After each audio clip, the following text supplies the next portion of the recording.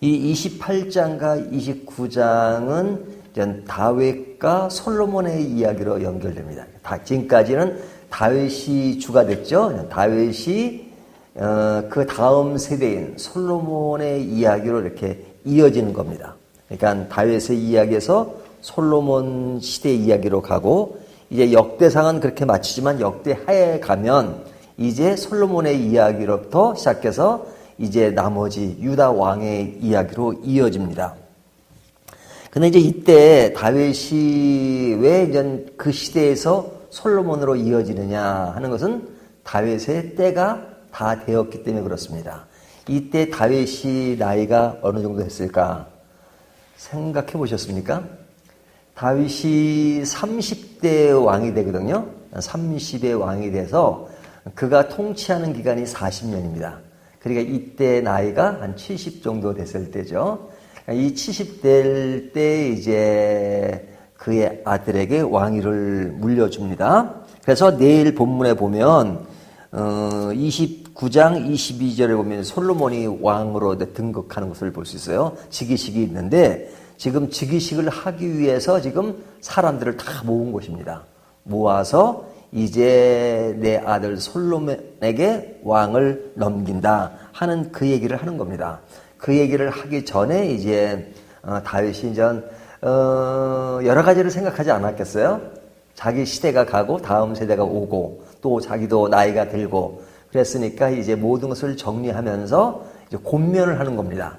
아들에 대한 권면, 또 다음 왕에 대한 권면, 그러면서 그 내용 가운데 자기가 지금까지 오는 과정을 회상하는 그런 내용이 지금 28장에 들어 있습니다.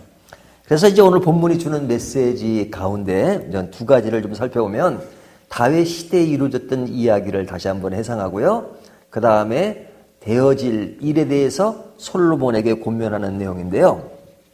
자, 다윗은 자신을 어떻게 회상하는가? 3절, 4절을 보면 이런 내용을 말씀하고 있죠. 하나님이 내게 이르시되 너는 전쟁을 많이 한 사람이라 피를 많이 흘렸으니 내 이름을 위하여 성전을 건축하지 못하리라 하셨느니라.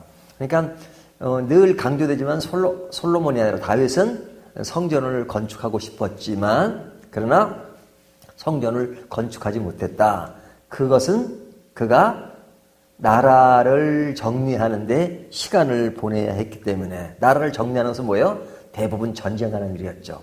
전쟁하는 일 때문에 거기에 지금 그의 역할이 맡아진 겁니다. 그래서 다윗의 시대는 나라를 정리하는 그런 시대였기 때문에 본인이 성전을 지을 수 있는 상황까지는 갈 수 없었고 그것은 아들에게 넘어가는 것을 볼 수 있어요.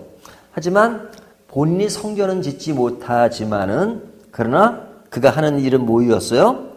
그 다음 세대를 위해서 성전 건축에 필요한 자재를 구입하고 그 다음에 다음 왕을 세우는 일, 그것이 그의 역할이었죠. 5절에 보면 여호와께서 내게 여러 아들을 주시고 그 모든 아들 중에서 내 아들 솔로몬을 택하사 여호와 나라 왕위에 앉혀 이스라엘을 다스리게 하려 하실세.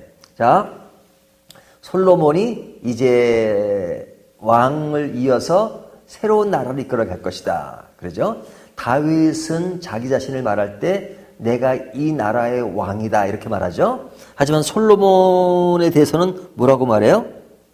여기 보면 여호와의 나라 왕위에 앉혀 그래요. 여호와의 나라의 왕위에 앉혔다. 그러니까 솔로몬이 더 이제 어떤 하나님의 맡은 역할을 더 풍성하게 한다는 것을 암시하고 있어요.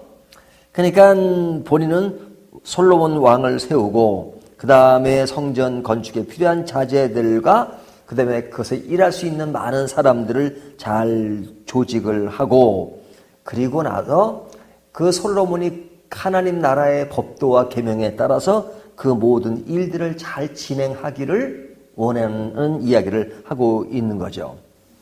이것을 보면 다윗은 자기 시대, 자기 세대에 해야 될 일을 분명히 한 사람입니다. 자기 세대의 나라를 정립하고 그다음에 다음 세대를 위해서 준비하는 일, 그것이 그 시대에 주어진 일을 잘 한 것이에요. 그리고 그 시대를 정리하고 다음 세대를 위해서 지금 이제 정리하는 거죠. 정리하기 위해서 이제 1절, 2절에 보면 이제 사람들을 다 모읍니다. 거기 보면 모든 고관들, 각 지파의 어른과 왕을 섬기는 반장들과 천부장들과 백부장들과 및 왕과 왕자의 모든 소유와 가축의 감독과 내시와 장사와 모든 용사를 예루살렘으로 소집하고 다 있는 사람들 앞에서 이제 공포하는 거죠. 다음 왕은 누구다.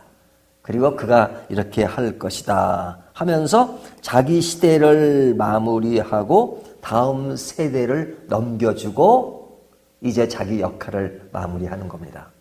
이것을 보면 누구나 그 시대가 있는 거죠. 그 시대에 주어진 일들을 감당하는 거죠. 우리가 모든 것을 다 감당하는 것이 아닙니다. 우리가 이 시대 안에도 나에게 특별히 맡겨진 일이 있고 또 그 시대 안에서 역할이 있는 거죠. 그래서 그 역할에 감사하고 충성을 다하는 것이 중요합니다. 하지만 그것이 내 시대의 이야기면 내 시대로 끝나야 합니다. 그리고 다음 세대를 넘겨줘야 됩니다. 다음 세대까지 내가 누리려고 하면 그건 되지도 않는 일이지만 그래서는 안 되는 거죠. 그래서 우리가 집안에 가장이 있잖아요. 가장이 영원한 가장이 아닙니다. 그냥 자녀 시대가 되면 자녀가 과장이 되죠. 시대가 바뀌는 겁니다. 자, 그래서 이제 다윗 시대는 자기 시대 때 했던 그것을 회상하면서 이 솔로몬 시대에 그가 어떻게 그 왕을 이어갈 것인가 하는 것을 이야기하는데 그 핵심은 하나님의 말씀을 잘 순종하고 그 뜻에 맞춰서 왕위를 행하도록 이야기합니다. 그래서 11절부터 되어지는 이야기를 보면 이제 솔로몬에게 주는 권면인데요. 그것이 뭐냐면 시대는 달라져도 달라지지 않는 것이 있죠. 그 달라지지 않는 것이 무엇입니까? 하나님은 달라지지 않죠. 자, 하나님의 역사라고 하는 것은 다윗 시대의 역사시고 또 솔로몬 시대도 역사잖아요. 하나님의 역사는 계속 이어집니다. 사람은 바뀌어도 하나님의 역사는 계속 이어지는 겁니다. 그러니까 그 하나님이라는 공통점 때문에 늘 하나님 안에서 모든 일들을 진행하는 것을 강조하는 겁니다. 하나님이 나를 통해서 일하셨듯이 솔로몬 너를 통해서도 일하신다. 그러니까 모든 일에 있어서 하나님의 말씀을 제대로 듣고 가야 한다는 것을 강조하죠. 그래서 내 시대는 내 시대로 충성을 다하지만 다음 세대는 다음 세대로서 충성을 다해야 된다는 겁니다. 자, 이 이야기 가운데는 이제 두 가지 요소가 들어있는 겁니다. 자, 전 세대는 후세대에게 이제 일할 수 있도록 터전을 마련해 주는 것, 이것이 중요합니다. 그리고 그 모든 것이 하나님의 역사에 있다는 것을 강조하는 겁니다.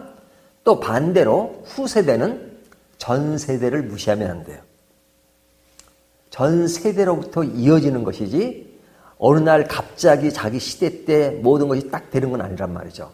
그 과거의 시대가 좀 나쁜 것이 있고 뭐 부족한 것이 있다 할지라도 그 흐름 속에서 이어지는 것이기 때문에 항상 전 시대를 무시해서는 안 되죠.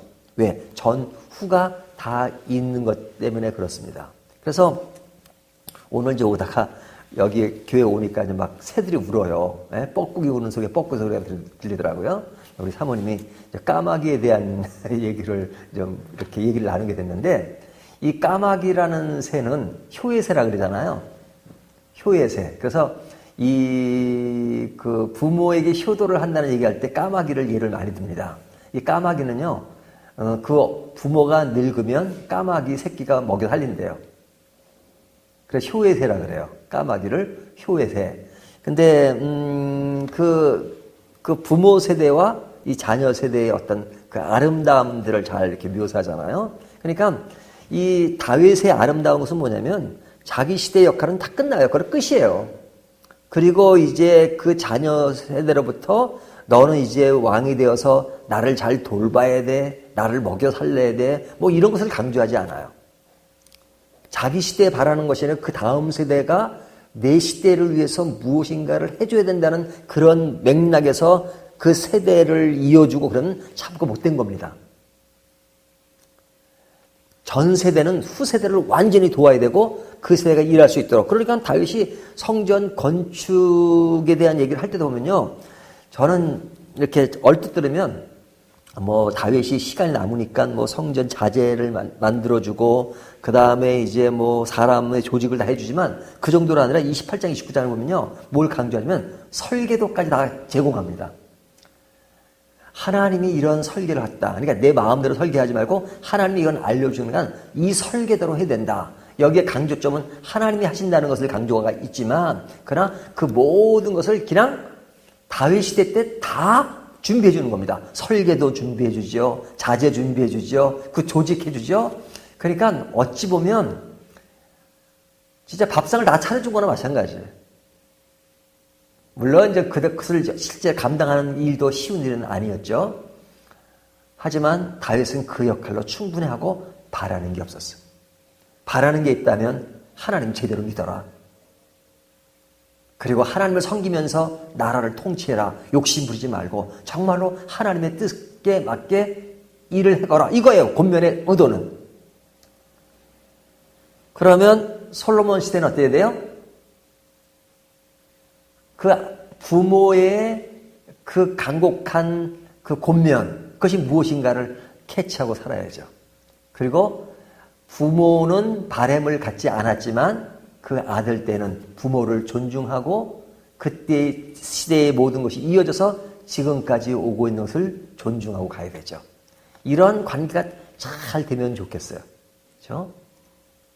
옛날 시대뿐만 아니라 오늘날 시대도 그것이 꼭 그랬으면 좋겠다는 생각이 들 때가 참 많습니다. 이 부모와 자식 세대는 그렇지만 지금 세대 정치, 경제 이런 것도 다 마찬가지입니다.